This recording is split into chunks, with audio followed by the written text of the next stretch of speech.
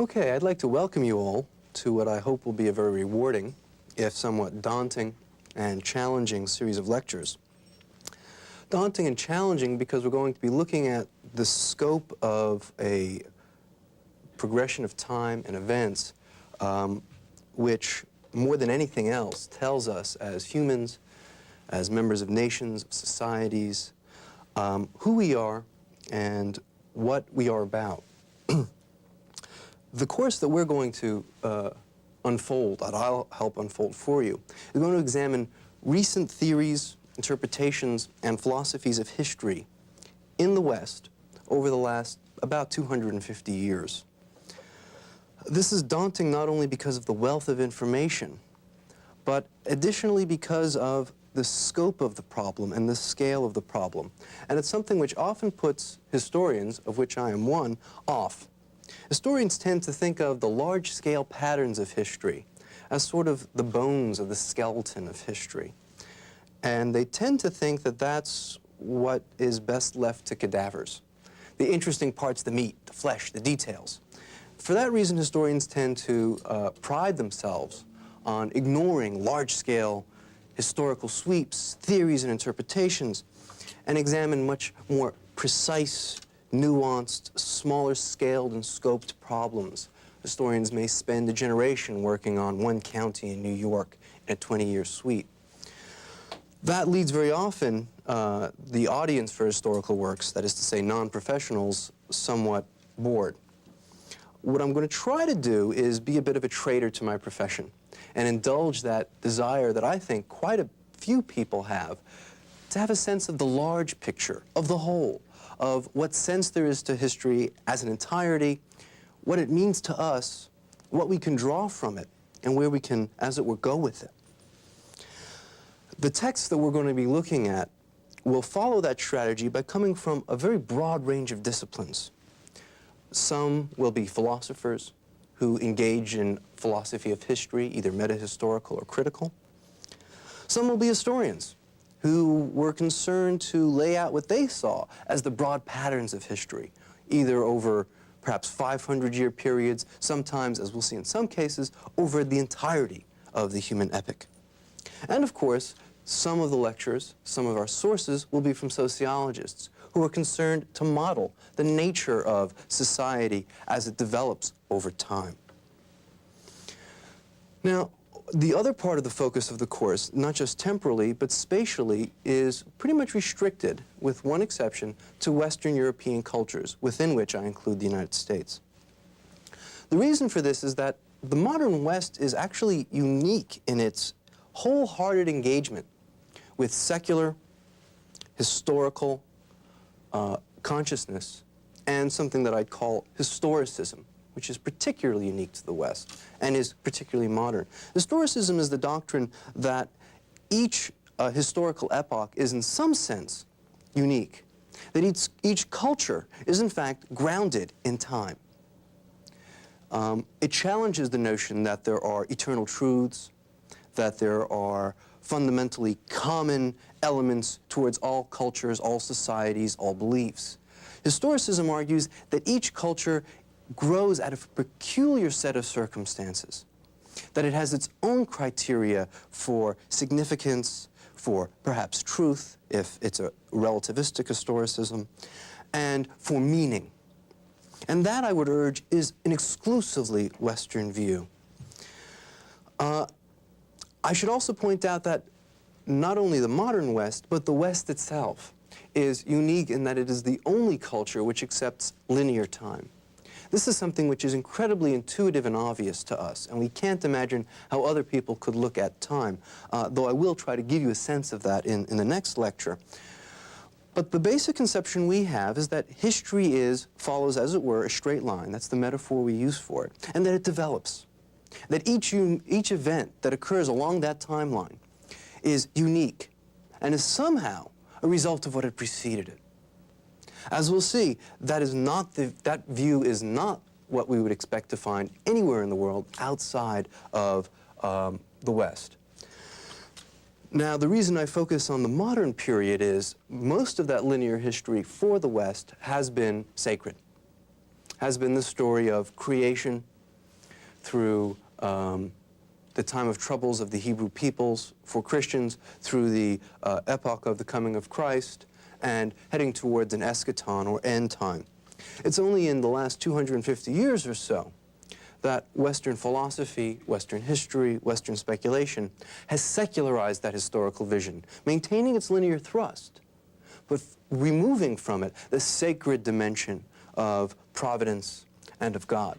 Though, as we'll see, God may have been officially banished, but he still continues to sort of seep through the cracks in a lot of interpretations. Well, the time frame, as I mentioned, is basically from the Enlightenment right up to the present. We'll be dealing with schools of thought and texts written all the way from about 1740 to about the 1980s. What I'm going to try to do is place this Western linear view, as it develops in these 200 years, in the context of non-Western interpretations in the next lecture, the one that follows this. That will afford us a broader perspective on the issues involved so that we can see what exactly hangs on a belief in linear history. I would reiterate one more time, there is no culture that defines itself in terms of its own past to the same extent as that of the West. No nation sees itself as a nation to the extent, as a result of its historical legacies and its actions as Americans, Englishmen, Frenchmen. In fact, no one developed nationalism until it began to adopt Western linear thinking about time. Not only do we, as it were, engage history more, no culture feels the burden of history more than we do. It's hard to imagine, let us suggest, Muslims in the north of India feeling guilt over the activity of their ancestors 500 years ago. Yet it's not hard to imagine Americans feeling guilt over the legacy of, say, slavery or the treatment of Native Americans. It's not hard, in fact, it's very palpable to imagine the guilt Europeans feel about the Judaicide about 40 or 50 years ago, about the various world wars fought. So we not only engage history, we feel it as a burden, much more than any other culture. I want to turn now to the range of problems that we're going to be addressing in this course. To sort of give you a rough sort of sense of what the issues are we're going to be covering, so you can sort of check them off as we get to them. I begin with a distinction in the word history itself, which can be used in one of two senses. On the one hand, obviously it refers to the human past. We talk about the history of man, the history of the United States. And in that case, the reference is quite obvious. It's events that have occurred. On the other hand, it also refers to a discipline, right? There are history departments instead of nature departments. Physics studies nature, history studies history. It not only refers to a discipline, it refers to a set of accounts, a set of texts, a set of works which are interpretations, reconstructions, representations of those events. That distinction informs much of the development of the range of problems that we're going to be discussing. And in fact, that distinction dominates quite a bit of the rumination about the meaning of history and the nature of the historical discipline. Specifically, we're going to address three different sets of issues: substantive issues, critical issues, and pragmatic issues. Now, substantive issues are issues that deal with the nature of the historical process as a whole. It raises the most obvious question which the layman brings to history. What's its meaning? What's the meaning of history? What's the point? Now, again, I want to draw some distinctions. There are three senses of meaning. This point was brought to me once by a philosopher at Columbia, Sidney Morgenbest, who I went to speak about metahistorical issues. And I was talking about the meaning of an historical account, and he said, "What do you mean by meaning?" Which was a curious question, but the point came through to me. There really are three different senses with which we use the term meaning. One is semantic. There are sentences on a piece of paper. When you want to know the meaning of them, you want to know how could you rephrase those sentences and capture what's trying to be communicated in them. If I was to speak to you in French and say, j'ai faim, and you were to ask, what's the meaning of that? You're asking for a translation, that I'm hungry. That's one sense. We'll call that the semantic sense. There's another sense, however, of meaning which is intentional. In other words, if I ask, what's the meaning of your coming in here late to one of my students when they show up to a class late? What I'm asking is, what excuse do you have? Or what was your intention? What was your goal? It's a very different sense. It's not semantic content, but purposeful action. And then, of course, there's another sense of meaning. And that is the sense in which we ask, what is the meaning of a story? And I would say the best examples here are Aesop's fables, at the end of which we're told a story, which we can think of as a model of a history, at the end of which we are told the meaning. And that meaning is always the moral. The moral of the story is. History, it might be claimed, has all three sorts of meaning. Our history accounts certainly have semantic content.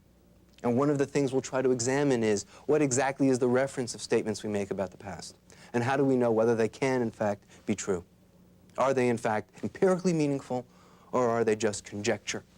Can they be objectively true, or are they just relative to our prejudices? Intentionally, history has a meaning as well. Very often we're intensely concerned about what someone had in mind when they did an act. Did Thomas Jefferson really fight for the freedom of man, or was that document he wrote just an excuse to sort of rationalize away a self-interested split with the British Empire and gain French support? And finally, as for the moral fable, that is, I would argue, the most profound sense of meaning we can aspire to in history. What can we draw from it? What are the lessons? What moral does it teach us about ourselves, who we are, where we've come from, and what we might like to be? And these, of course, are the critical questions of substantive philosophy of history. What, if any, is the meaning of history? And by the way, let's point out a possibility. It may not have meaning, at least in that last sense. Fables have a moral to them. Is history a fable? Sentences have a semantic content. Is history a series of sentences? Another question of substantive philosophy of history is, where is history headed? Can we see from the past secular trends which point us towards likely outcomes in the future? And finally, why has it taken the course it has? Has it been capricious? Is it just chance, accident? Was it the wind blowing one particular way on one day, and as Stephen Jay Gould has argued, in Africa, that produced consciousness? Or has there been an inner necessity to the development of cause and effect that has led us to where we are today? Are there laws of historical development? Are there analogical principles similar to what we find in the sense of the laws of nature that determine human behaviors and human development over time? Does history have a telos, an end towards which it internally propels itself? Do we see in it a tale of progress, moving towards a specific end, a specific goal? Is history a unique succession of events, in the linear sense, where each event is different than the one before it? Or is there nothing new under the sun, and just recurrent patterns over and over and over again? As we'll see in some subsequent lectures, many figures in the Enlightenment thought that that was the case, that history constantly repeats itself. Hume once said something to the effect that if you want to understand an Englishman and a Frenchman, study the Greeks and Romans, for nothing has changed. Finally, the last set, and one of the critical sets of substantive problems in history, is the subject matter of history, whether it is, in fact, in some sense, qualitatively different from other disciplines, and or even from other human sciences. Here what I'm interested in is the question of whether historical causation is somehow different than causation in the natural world, in the physical world. Whether, in fact, there is a distinct sort of development among human societies than what we should expect to find in other animal and higher primate communities. Are humans subject to the same mechanical, naturalistic forces of other animals, or is there something distinct about human behaviors? Is, in short, human history part of a distinct metaphysical realm from nature? Is history the site in which we can find freedom, dignity, and purpose? Okay, those are the substantive issues. The critical issues are generally epistemological and often address the form of historical inquiry and exposition. That is to say, we examine on the one hand the way with which scholars approach evidence, the way with which they prefigure their historical range of events, the sorts of things they select out for significance, for importance. And at the same time, we also have an interest in how do they reconstruct those events? How do they model them? Is it narrative prose? Is it social scientific statistics, laws, hypotheses, theories, interpretations? And as we'll see, there is a whole range of issues to be addressed there. Is history an art, or is history a science?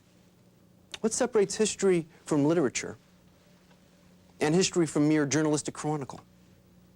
These, of course, will be crucial issues in the critical study of history.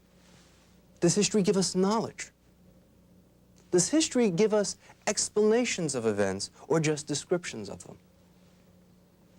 Are historical accounts necessarily narrative, or might they take other forms? Is the evidential relationship even crucial? One of the interesting developments in recent historiography is a fellow by the name of Simon Schama, who has, to some extent, sprouted his wings and flown free of evidence, put in evidence where it wasn't there, knowing fully well that it makes for a better story, and he thinks, and perhaps is right, gets closer to the truth. And that, of course, raises the question, what's the relationship between the past, on the one hand, historical evidence on the other, and if I could pick a third hand, I'd put accounts of the past in it. In other words, what is the relation between the various historical accounts we have on the one hand and the interpretive strategies which underlie them? What's the relationship between a Marxist history, a liberal history, and a Hegelian history? Are they three facets of the same reality? Or are they three different models, one of which is true, all of which are true, or none of which are true? How important is evidence? How important are other accounts informing the way we think about history and allowing us, or perhaps forcing us, to focus on some elements, perhaps ignore others? Does that lead to distortion? Is it possible to give a complete and coherent account of everything that's happened? And that, of course, comes to the question of objectivity. Can history be objective? Is it possible to have an impartial and relatively scientific understanding of what has happened? Or are we limited to a relative knowledge, a knowledge which might be perhaps relative to our prejudices, relative to our historical perspective, relative to our own goals, desires, needs, perhaps even relative to our own evidence, to our own limited amount of access to the direct historical record?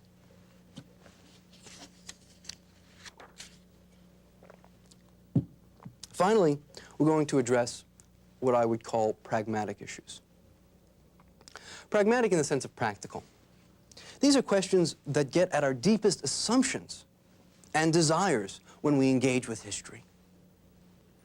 Why do we study history? What's the point? What do we hope to learn from it?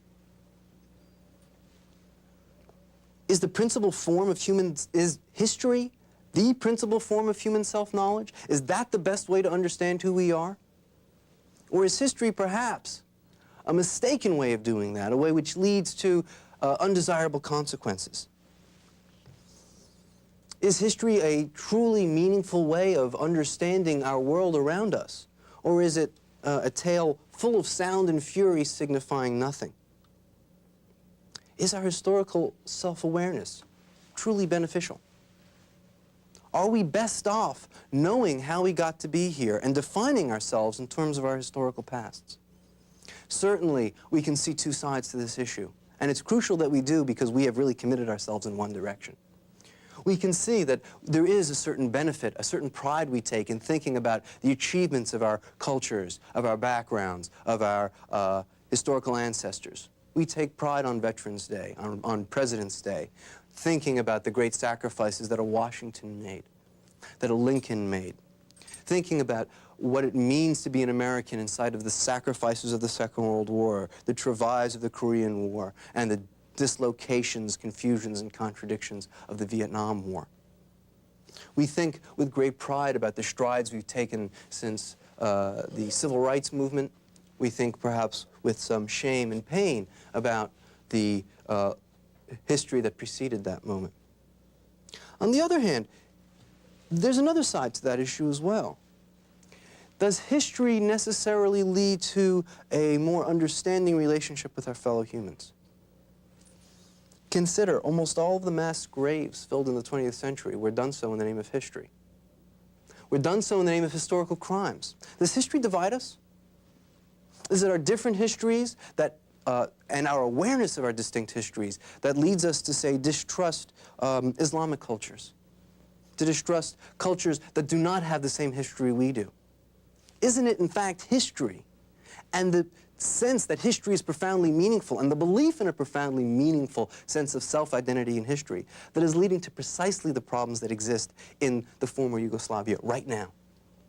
Are they not fighting something that happened basically about 600 years ago? And if so, how beneficial is it really to have historical self-awareness? Might they not be better off forgetting the fact that they are descendants of a people that were once conquered by the Turks, some of whom joined the Islamic faith for whatever motives? Is that perhaps not getting in the way of understanding, of cooperation, and of building a better future? Is it sensible for us to feel guilt about things we didn't do? And that is, again, one of the challenges of the pragmatic question of history. We talk about the way we treated the Indians. I wasn't there. None of you were there, I'm certain. Does it make sense for us to feel that we are part of that we that did that? And if so, at what point do we stop that we? Should we feel responsible as well for, say, the Crusades against the people that were the original Prussians, the Polish people of Prussia? Should we feel responsible about the Crusades to the Middle East? Should we feel responsible about the Spanish Inquisition? And if so, should we feel responsible as descendants of Europeans or European culture for sacking the Roman Empire? At what point do we drop those legacies of guilt and those burdens of history? And at what price? In other words, perhaps, again, to see the other side of it again, perhaps it's precisely because we forget those legacies, or when we forget those legacies, that we repeat them. Okay. I want to dramatize this question because very much so in the West we have sided on one side, and we're going to get that account, which is that history is beneficial, by alluding to a fictional account that tries to stress the other point of view. And that is from James Joyce's Ulysses. In Ulysses, the hero, Stephen Dedalus, one of the heroes who is supposed to be Joyce himself, teaches at an elite private school. The headmaster is an Englishman living in Ireland by the name of Mr. Deasy. Stephen goes to get his paycheck, and Mr. Deasy goes into a rant. He wants him to submit an article for publication in a newspaper on hoof and mouth disease and how to cure it, because that will help the Irish nation if we can protect our cattle industry. And Stephen, of course, is willing to do this because he needs to get paid. He also bothers to point out to Stephen that the danger facing Ireland and the British Empire in general comes from the Jews. Deasy is a brutal anti-Semite. Dedalus is not, Stephen is not, and he says, in fact, it turns out his spiritual father that he will discover will be Jewish. And he says to Deasy, what exactly, I'm going to paraphrase for you, what exactly is the problem with Jews? And he says, well, they sinned against the light. And Stephen responds, but haven't we all the time? And then Deasy says, and this is where Joyce has his greatest ambivalence about history. Deasy says, well, history teaches us about the Jews. that they buy cheap and sell dear. Indeed, Stephen said, isn't that the nature of all business, to buy cheap and sell dear? He says, no, no, no, there's more than that. If you study the history of the Jewish people, you'll understand the menace they represent. Stephen responds, history is a nightmare from which I'm attempting to awake. I'm not going to judge people from some account of what their genetic ancestors may have done 500 years ago, 600 years ago. Had he failed to see that history is indeed that nightmare, he could not have met his spiritual father, Leopold Bloom. So that's a question we have to engage. Is history, in fact, a nightmare from which we ought awake? Okay. Now, how are we going to achieve this task of looking at these problems, of showing the consequences, the possibility, the range of possible interpretations? Well, the way we're going to do it is by looking at and engaging several pivotal texts. And we're going to do this in both a philosophical and historical way. When I say philosophically, that means I'm going to try to rationally reconstruct the arguments of each of the texts that we're going to examine. The texts that we're going to examine cover the course of the major schools of thought on the philosophy, theories, and interpretations of history, beginning with Iliad's Cosmos and History, which will give us a background on alternative conceptions about time. We have 2 lectures on the Enlightenment, one on the early Enlightenment sense of materialism or naturalism, its propensity to search for the laws of history, the ultimate patterns. And then the High Enlightenment, with its almost romantic cult of progress, its belief in human perfectibility, its belief that history is a constant growth of human rationality, potentiality, and freedom. We will then look at the birth of idealism in perhaps the greatest philosopher of history, G.W.F. Hegel, and his masterful philosophy of history.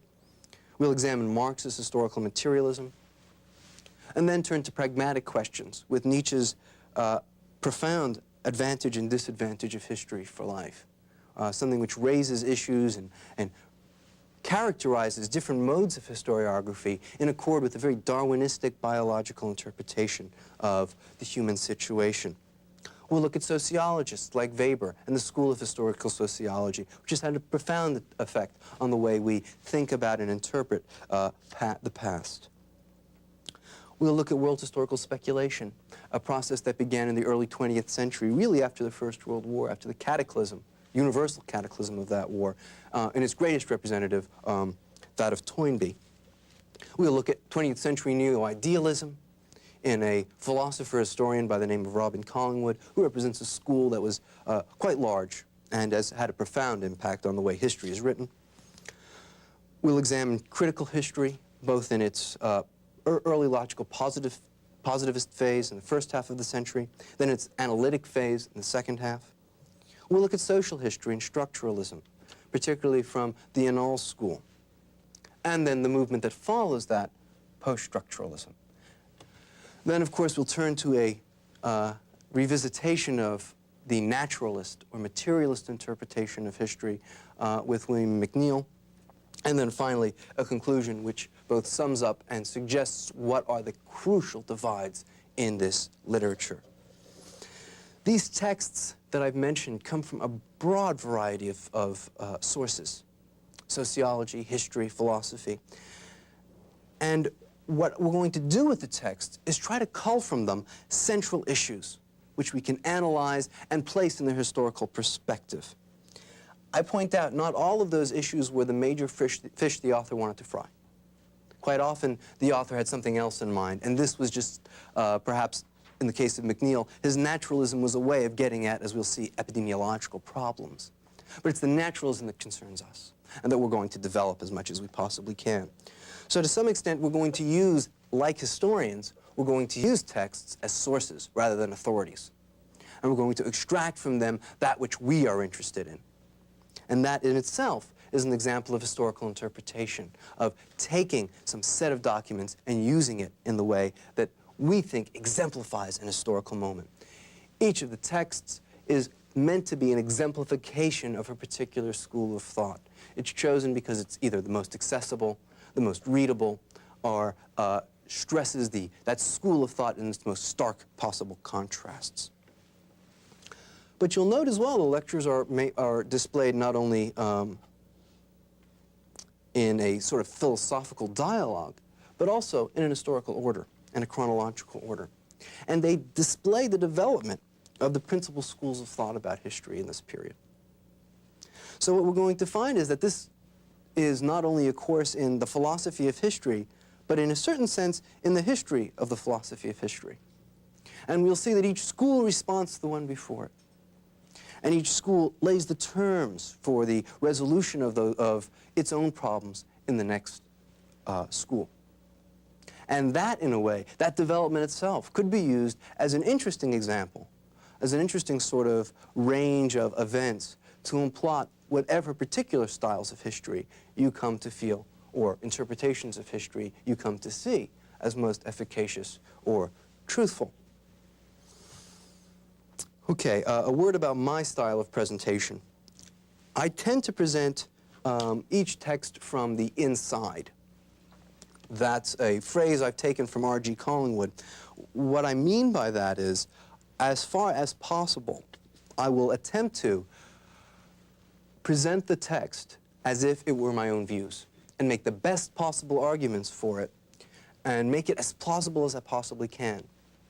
Generally, I will try to do this by finding the best arguments that the author used himself to reconstruct or to present his arguments. Occasionally, I'll try to improve on the author. Sometimes we know more than they do. That's one of the benefits of being historians. We're all Monday morning quarterbacks. We have that 20/20 vision of hindsight. But at the same time, I will take moments to occasionally criticize, generally at the end of lectures. I will take moments to place things in a historical perspective, to mention what sort of things going on at the time, in the culture, in the politics of the society, in the world historical scheme, could have led one particular scholar to stress one element at the expense of others.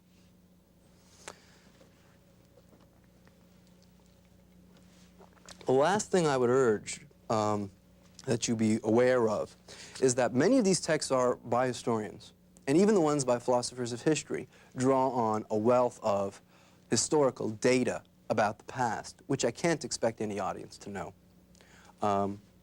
Nor is it necessarily necessary that they do.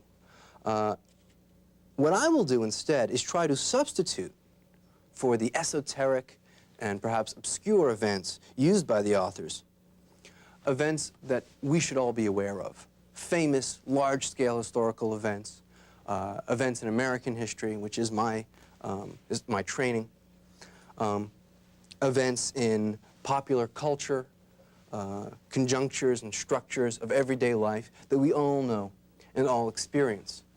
I will, in addition, use, as an example, when we look at Iliad's work, rather than drawing on the anthropological researches to show the sorts of cyclical patterns of behavior, I'll show examples of our own cyclical patterns of behavior. Rather than with Vico stressing the various developments of law within the Roman Empire, which is his paradigm case, I will attempt to give you a very brief encapsulation of it, sum up its significance, and compare it to events which we all know.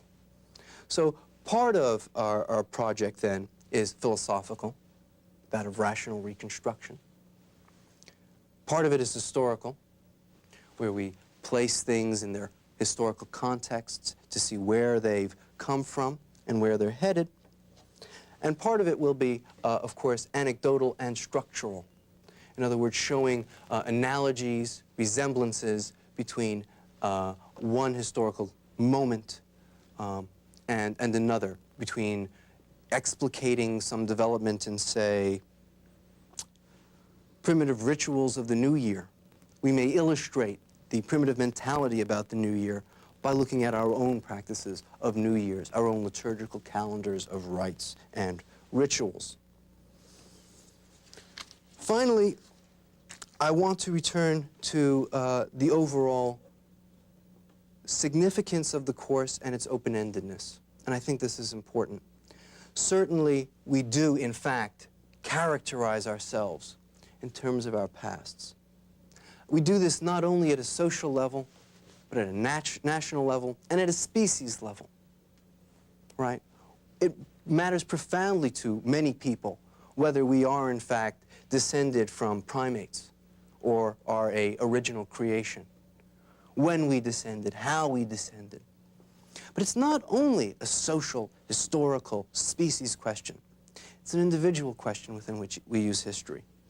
Consider how we gain self-understanding and explain ourselves.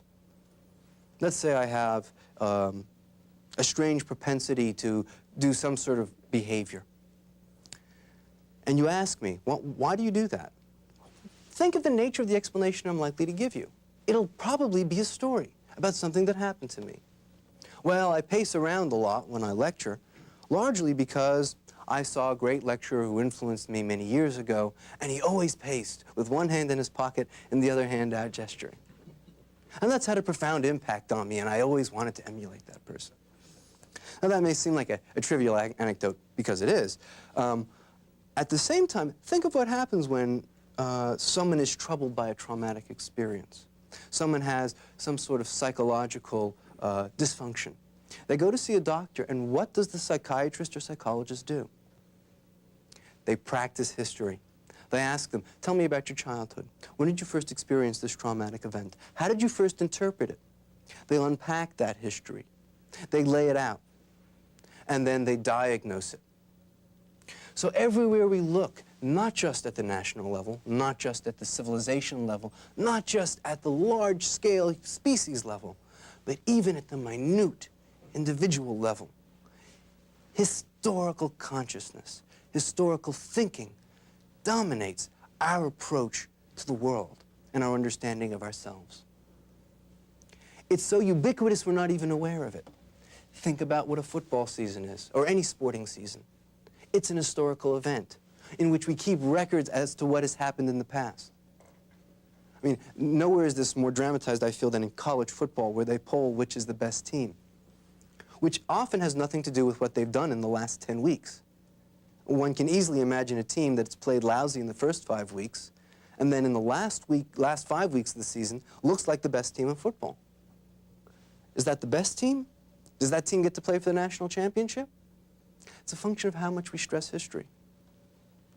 Any place where wins and losses get you in to a playoff structure stresses history, is historicist, engages us towards our past. Think of how a fan, and since I'm in Washington, I'll speak of the Redskins, how a fan explains the tragedies that face Richie Pettibone right now. And he thinks about it historically. He says, well, the team has gotten old. We've had our run at the Super Bowl a few times. It's a natural cycle. And again, we can see two conceptions of history here too, can't we? A linear and a cyclical view. The linear view saying, well, you know, we took off from ground zero and it's dynasty for the rest of the days and this is a brief aberration. And then there's a cyclical view. Well, you start out poorly, you run a team up to its height, then when it gets old, the coach leaves, they fall down, then the cycle recurs over and over. Not only are these different interpretations of the past, they give the fan a different way of feeling about the past, feeling about the team. If it's a story of rocket ascent and you go through 2 lean years, it can cause despair. On the other hand, if the ascent comes back, there's nothing like that sort of fan high, that excitement, that exhilaration. The linear view has its advantages, or the cyclical view, I should say, has its advantages as well, though. When you're in the downtime and you're told, well, look, all teams go through a downtime. The Cowboys had theirs, the Giants had theirs. That downtime is less painful because you know as well that the high will return, that the victory will return again. But that, too, turns out to be not as exalted, precisely because you know that that, too, will come to an end. So history, in everything we do, permeates our thinking. And it is important for us to see, first of all, whether that's a healthy thing, whether that's something we want to continue to engage in and persist in. It's also something we want to ask, if we are going to engage in and persist in it, do we want to do it globally? Do we want to continue to think historically about all things at all times? Is there a space from which we must escape history, perhaps? And then finally, when we do engage history, do we want to engage history from any one perspective? And if so, which? What are the advantages from seeing history from one particular point of view? That point of view being linear, cyclical, idealist, naturalist, structuralist, event-driven. And of course, the question of, is any one of those views necessary to account for all of our history? Might we not take an eclectic view? Might we not perhaps say, I want to look at this event, say football teams, because my team's not doing very well now, in a cyclical way. And I want to look at political history in a linear way. And I want to look at cultural development in an idealist way. But I want to look at economic development in a materialist or naturalistic way. So, in that sense, there are options open to us. And it's with that thought, that possibility, that I want to leave you today. What I hope to do in this course is, in a way, present you with a series of resources in thinking about history. And not just history in the grand sense, not just national history, not just Western history and civilized history, but even your own personal histories. I want to arm you with a set of theories, interpretations, techniques, ways of thinking about, visions of the past, whether your own, someone else's, or some larger structure. And once you've seen, or as I like to say in the smorgasbord analogy, once you've tasted everything at the table, you'll be able to form a judgment about what you like, what works for you and what doesn't. And then take that and apply it wherever you need to in life. Be able to then, when events happen in your own life, or in the newspapers, or anywhere, be able to place it in a perspective which gives meaning for you, and give you the choice of giving it just as much meaning as you think is necessary. In other words, I'm going to try and give you a relatively value-neutral interpretation of each of the various schools of history, of each of the interpretations of history, and will at the end try to make a profoundly fair, even-handed case for what I consider the two major ways of looking at the human past in any sort of scope or scale. And then, once you're armed with that, you're in a position to make those choices, to make those decisions, and to use that history in such a way as to make your own history meaningful, pleasant, and at least bearable.